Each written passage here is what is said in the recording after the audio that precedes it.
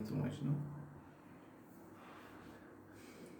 Boa tarde, pessoal aí do Direito das Sucessões, turno noturno. Vamos dar sequência de onde paramos a nossa última aula. E a gente estava iniciando com vocês o estudo da unidade 6, tratando da sucessão legítima. Mais precisamente, começando a trabalhar com vocês a ordem da vocação hereditária. Então a gente até colocou na época, né, a gente já tinha feito já um primeiro encaminhamento, a gente já tinha falado a respeito do conceito, né, que a sucessão legítima, também denominada ab intestato, é aquela que opera por força da lei, daí o nome legítima, que vem da lei. E essa sucessão legítima, ela ocorre em caso de inexistência de um testamento, ou então quando um testamento ele foi invalidado, ou quando houve a caducidade de um testamento, certo?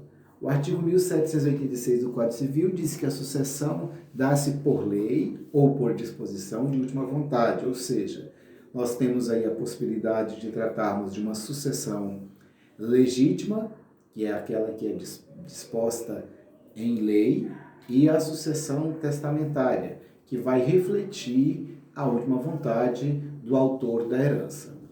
Dentro da sucessão legítima, nós vamos ter a presença do herdeiro legítimo, aquele que é indicado na lei, segundo o rol taxativo lá do artigo 1829, que vai ser para quem vai ser transmitido, quem esteja lá nesse rol, seja a totalidade, né, do patrimônio, se porventura for uma pessoa só, ou uma cota ideal de acordo com a quantidade de herdeiros, né?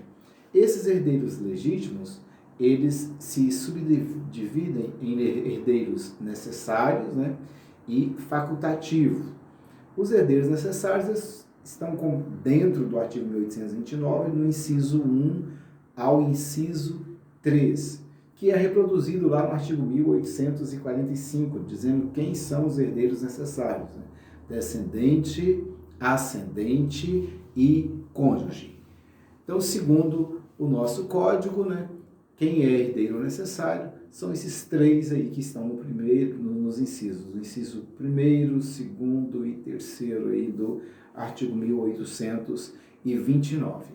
Mas nós temos os outros, né, que compreendido lá no artigo 1829, inciso 4, que representa os colaterais até o 4º grau.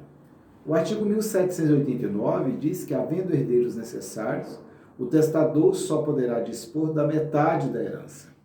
Então, não é que ele esteja impedido de fazer testamento, mas ele está limitado de acordo com o percentual daquilo que pode ser testado, que no caso, havendo herdeiros necessários, ou seja, descendente, ascendente e cônjuge, de acordo com o que preceitua o artigo 1845, se existe a presença dessa qualidade de herdeiros, né, não está impedido de fazer testamento, mas está limitado a testar somente 50%.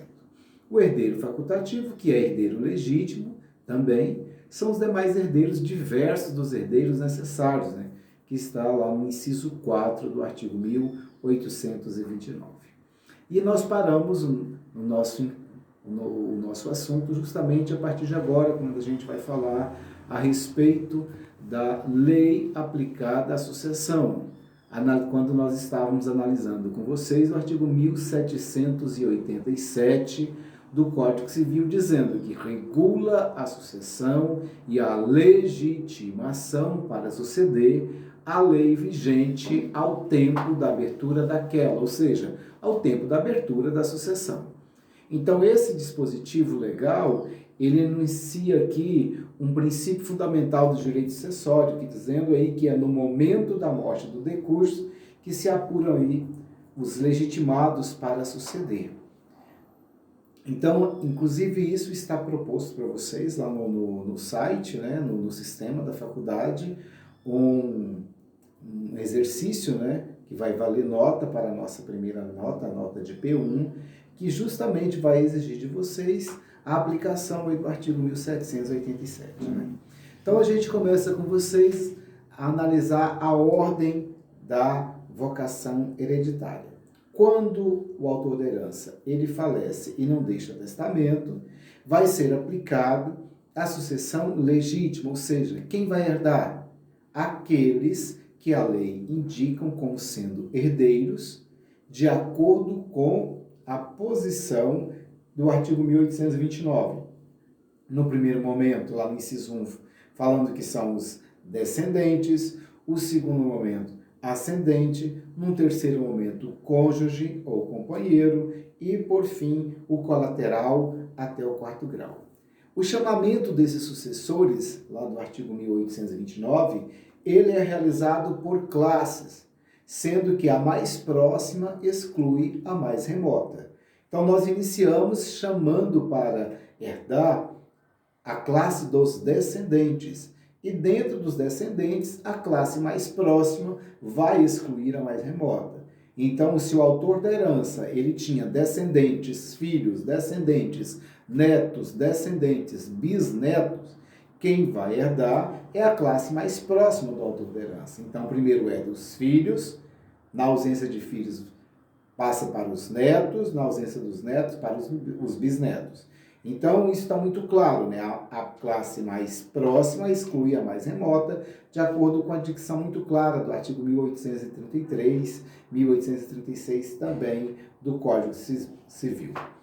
A sucessão que não obedecer essa ordem, né, seria uma sucessão anômala. Então, o que eu quero dizer para vocês é que essa ordem pré-estabelecida no artigo 1829, ela deve ser obedecida. Nós não podemos cogitar da subversão dessa ordem, de primeiro herdar ascendente, sendo que antes tem descendente. Só vai herdar ascendente se porventura não encontrar nenhum descendente. Da mesma forma, só vai herdar colateral, ou seja, um irmão, um primo, um tio, um sobrinho, se não tiver as demais classes, se não encontrar um descendente, se não encontrar um ascendente, ou então se não encontrar um cônjuge ou companheiro. É importante a gente salientar aqui que essa ordem ela deve ser obedecida, mas em determinada situação pode ser que essa ordem não seja aplicada. E aí nós estaríamos falando de uma exceção. Essa exceção, ela está disciplinada lá no artigo 10, parágrafo 1º, da Lei de Introdução às Normas do Direito Brasileiro, combinado lá com o artigo 5º, inciso 31 da Constituição Federal, que dispõe que na sucessão de bens de estrangeiros situados no país, deverá prevalecer a lei mais favorável ao cônjuge brasileiro. Suponhamos uma hipótese, né, de um cônjuge brasileiro que fosse casado com um estrangeiro do país X, e que lá no país X a ordem da vocação hereditária fosse diferente da nossa. Suponhamos que lá a ordem fosse descendentes, cônjuge, ascendente e colateral. Então nós não iríamos aplicar o artigo 1829 pelo fato de que aqui o 1829 vai colocar o cônjuge numa terceira posição, ao passo que a lei desse país X colocasse o cônjuge na segunda posição. Então, nós iríamos aplicar a lei do país X. Por quê? Porque, nesse caso, ela vai prevalecer para favorecer o cônjuge brasileiro. Fora disso, gente, fora dessa possibilidade, nós não podemos cogitar da subversão dessa ordem. Nós temos que obedecer a ordem pré-estabelecida no artigo 1829, que dita justamente a ordem da vocação hereditária. Então, primeiro nós temos os descendentes, depois os ascendentes, depois cônjuge e, por fim, o colateral até o quarto grau. A sucessão dos descendentes, né, é justificada, está no primeiro lugar, assentado aí num duplo fundamento. Primeiro, a continuidade da vida humana, né? Que a gente continua na vida dos nossos filhos, dos nossos netos, a gente está continuando, não só a continuação em termos de legado genético, mas também daquilo que a gente conseguiu, daquilo que a gente logrou produzir como recurso e como patrimônio. E também o segundo fundamento, que seria a vontade presumida do autor da herança.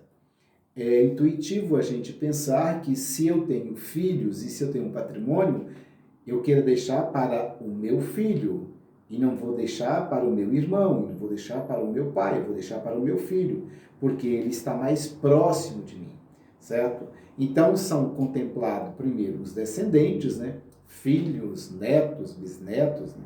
Mas dentro daquela análise que a gente já fez agora há pouco, onde os mais próximos exclui os mais remotos. Eu não posso fazer uma sucessão per saltum.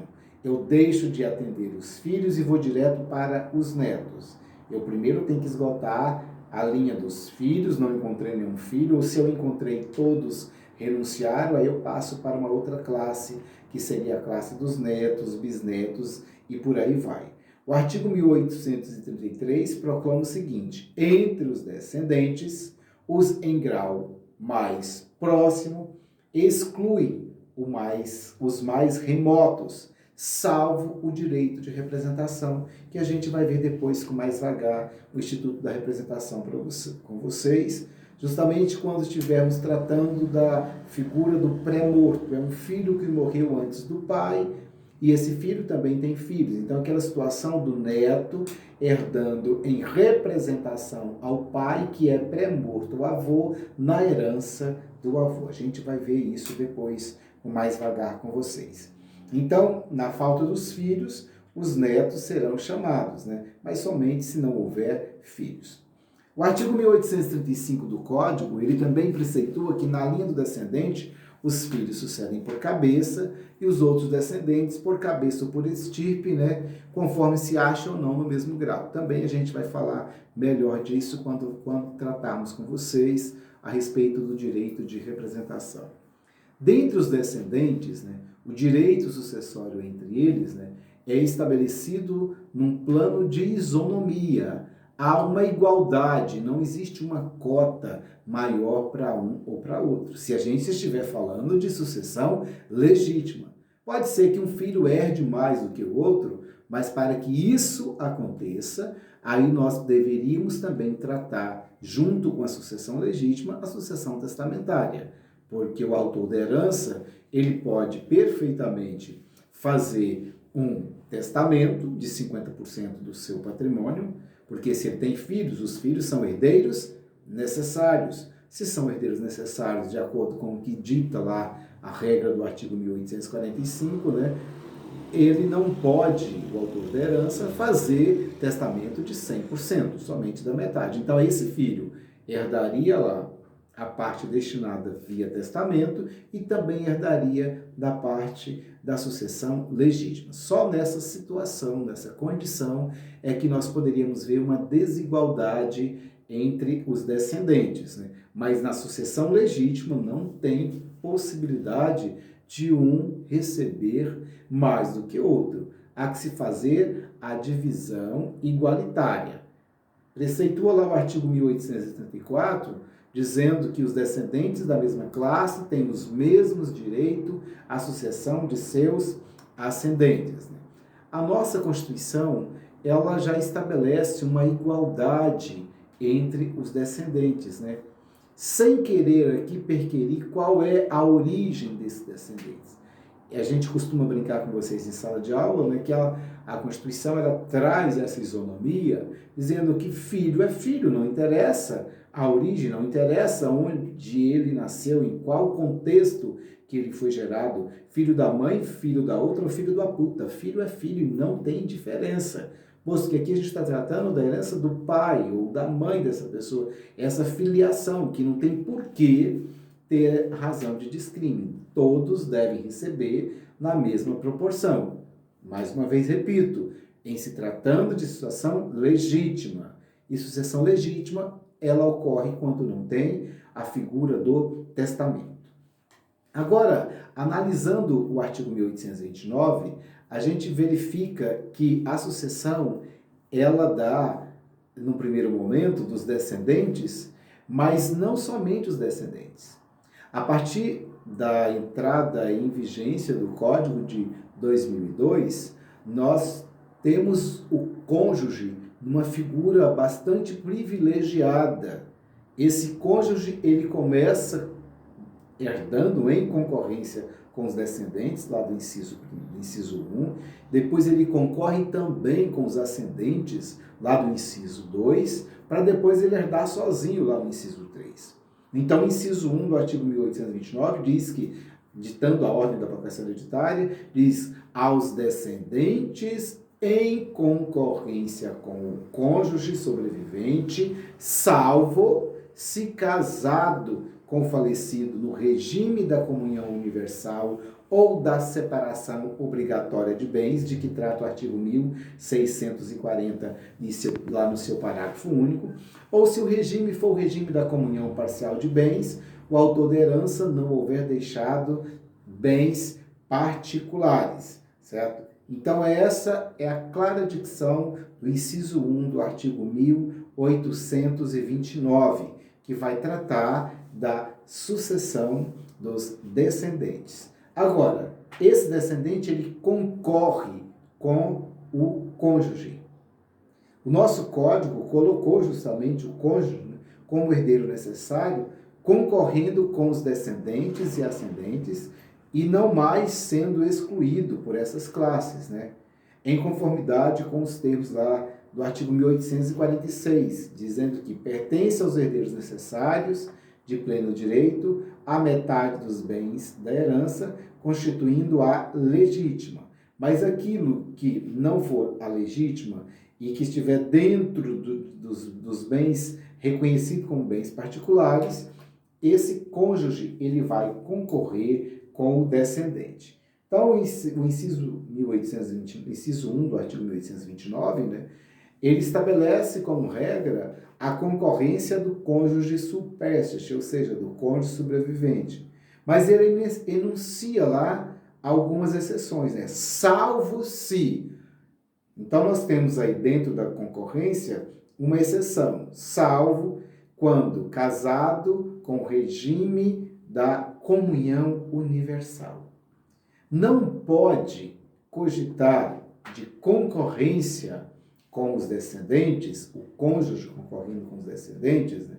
Se o regime de casamento que regrava os reflexos patrimoniais do casamento desse casal fosse o regime da comunhão universal. Porque nessa modalidade de regime nós temos tudo em comum. Nós temos um único patrimônio, um patrimônio comum, formado por aquilo que era patrimônio antes do casamento, com o patrimônio que vier após o casamento. Então, nós temos uma única massa de patrimônio comum. Nesse caso, faz-se então a meação, metade do cônjuge sobrevivente e a outra metade é dos herdeiros, né? Essa outra metade dos herdeiros necessários, e no caso aqui do inciso 1 do 1829, os descendentes, né? Então o legislador entende que se fosse feito, né, a concorrência, aí nós acabaríamos causando uma confusão pelo fato de que ele já é dono, né, da metade do patrimônio e estaria ali pegando uma parte do patrimônio dos concorrentes. Então, não há concorrência do cônjuge sobrevivente com os descendentes do falecido, né, se o regime de bens da comunhão era da comunhão universal. Então, o legislador justamente entende que a confusão patrimonial já ocorrera desde a celebração da união nupcial, garantindo ao cônjuge sobrevivo, aí, pela meação adquirida, a proteção necessária que ele precisa. Nós temos aí uma segunda exceção que diz que também não concorre se foi casado no regime da separação obrigatória. E o regime da separação obrigatória está muito bem claro lá no artigo 1640, né, complementado lá pelo seu parágrafo único. Essa separação total, ela é permanente, atingindo inclusive os bens adquiridos na constância do casamento que não se comunicam, né? É lógico que não faria nenhum sentido permitir ao cônjuge eventualmente receber a título de herança esses mesmos bens que não podiam comunicar-se no momento da constituição do vínculo matrimonial. Daí porque essa proibição, certo? Essa ressalva lá do artigo 1829, inciso 1. Concorre com os descendentes, salvos, primeiro, se casado no regime de comunhão universal. Segundo, se casado no regime de separação obrigatória. E nós temos a terceira exceção, certo? Se, mesmo casado no regime da comunhão parcial, não houver deixados bens particulares. Somente haverá concorrência quando estiver presente nesse patrimônio, né, que foi deixado pelo autor da herança, bens que sejam bens somente do autor da herança, ou seja, bens que ele tinha antes de casar. Esses bens são tidos como os bens particulares e pertencem somente ao cônjuge, que no caso aqui o cônjuge autor da herança. Isso em se tratando de regime de comunhão parcial de bens, porque a gente já viu no semestre passado, quando nós estudávamos a respeito das modalidades de regimes, nós vimos lá, regime da comunhão universal, onde tudo comunica, né? É o patrimônio que tinha antes do que vier ter depois. Nós estudamos também o regime da comunhão parcial. E à época nós falamos com vocês que poderia surgir a possibilidade da existência de 3 massas de patrimônio. O patrimônio exclusivo, ou seja, particular do cônjuge varão, o patrimônio exclusivo ou particular do cônjuge virago, ou seja, patrimônio que eles tinham antes de casar. E o patrimônio comum, ou seja, aquele patrimônio que foi adquirido após o casamento. Lembrando que nessa modalidade de regime de bens, só se comunicaria os bens adquiridos após o casamento de forma onerosa.